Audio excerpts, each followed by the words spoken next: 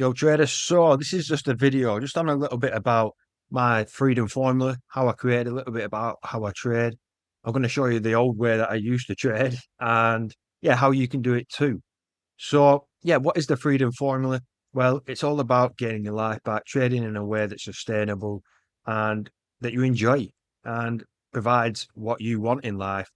A lot of people get into trading for the freedom to improve their lives, experience life, but yet they end up changing the charts 8 hours a day. And this is exactly the trap that I fell into as well. So before I was trading a strategy that originally was quite simple, but as I kept trading it, I kept adding things and making it more complicated. I ended up with about 7+ different subjective criteria.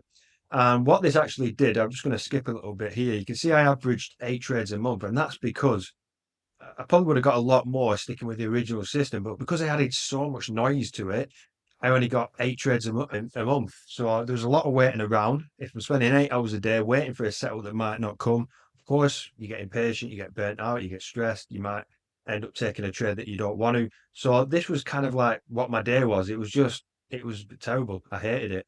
So yeah, I traded 8 hours a day, had no life, averaged 8 trades a month, and annually it was about 20 to 30%, which is okay. But for the time and the effort I was putting in, it wasn't. But now what I do is I trade a mechanical edge and a daily system. And since I've implemented this, I now trade 3 simple conditions. And I know that sounds absolutely crazy.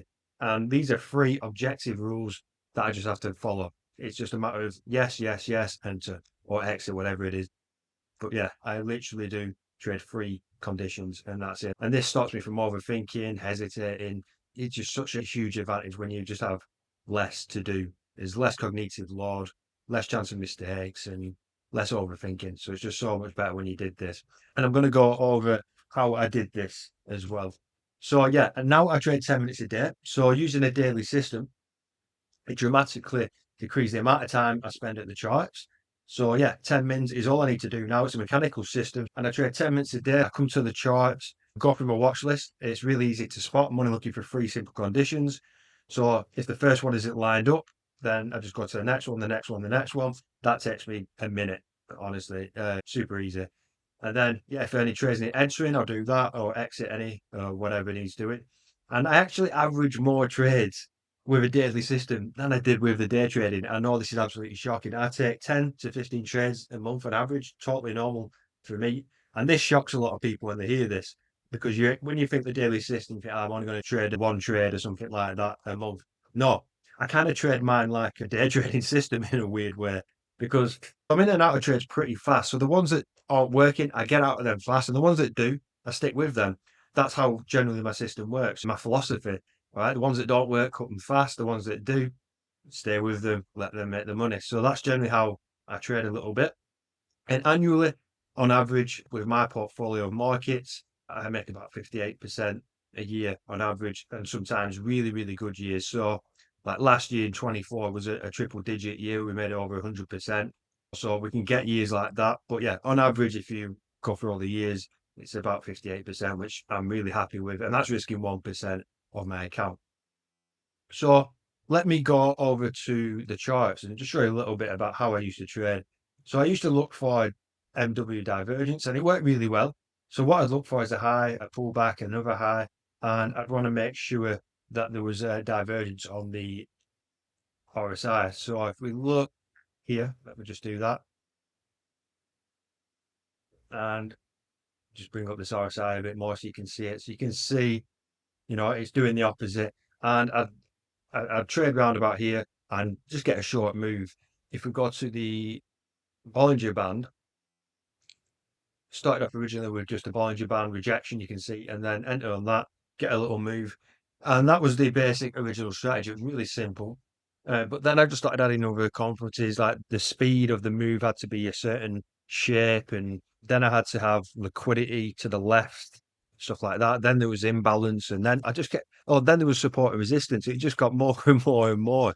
And it was just, yeah, it was a mental tug of war every day when one thing didn't line up, and then that trade would work. And yeah, it just got really, really stressed. I was always looking for the perfect setup, and I'd avoid ones that didn't hit it. So now with a mechanical approach, it's just all about probabilities. It's just taking trade after trade.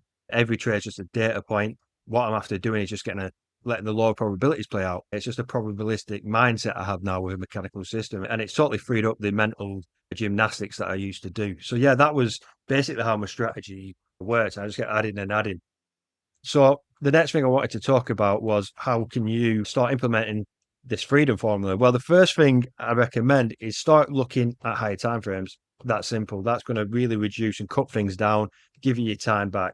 As soon as I did that, my life improved for the better. So that's number one thing I'd look at.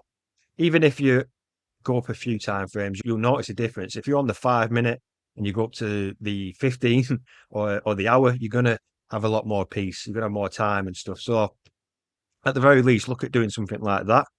But also look at your needs versus your want. You may want to day trade, but it might not be what you need. And maybe you've got a job and you're trying to day trade. Obviously, that's not what you need right now. So adapting things a little bit is going to make you trade better, be more focused and stuff like that. So that's what you need to look at. Look at your needs versus your wants. So I'm just going to put that there right now.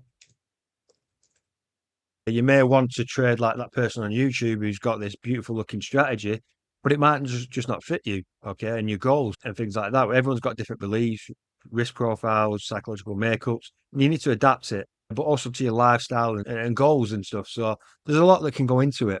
Aim to have the minimum criteria. So use the TAE formula. So the TAE formula is this TAE. Okay, so three conditions. So the first one is trend. So you need a way of identifying a trend. Some people use higher highs, higher lows. Okay, that's your first condition. Identify your trend. If you're looking for a reversal, identify a reversal environment. The second thing is A for area of value. Sorry for this terrible writing. So some people might use support and resistance. Not a fan of it. But if we look at this trend, okay, you might use previous support here, and that's your area of value to trade off. And finally is entry trigger. That's terrible, sorry. And yeah, it's self-explanatory. What's your entry trigger to get you into the trade? Maybe it's a candlestick, maybe it's lower time frame confirmation, maybe it's an indicator crossing. That's how you get into the trade. So that is it. They're the three foundations you need, the three conditions. Anything outside of this is noise. All these extra confluences, you don't need them. It just adds more confusion, more chance of making mistakes, more hesitation. And yeah, so that's what I did myself with my system. Three conditions, okay, based on that formula. But mine are objective and mechanical rules without discretion. But even if you do this with a discretionary system using that TAE formula, you're going to be a lot more free and it's going to help you a lot more. So give that a try with that. They're the things that I'd advise to start doing. Start looking at your higher time frames, your needs versus wants. Aim for the minimum criteria using that TAE formula and look for objective rules. So yeah, hope that helps. Oh, by the way, I will be opening enrollment for my trifecta program in a few weeks. Currently it's closed and I only open it to 10 people. But if you are interested in this, just give me a DM saying trifecta and I'll get back to you with some more details. So yeah, that's just something, a little heads up if you are looking at my approach. But anyway, enough about me. Have a good day. Thanks for joining me and I'll see you soon. Bye bye.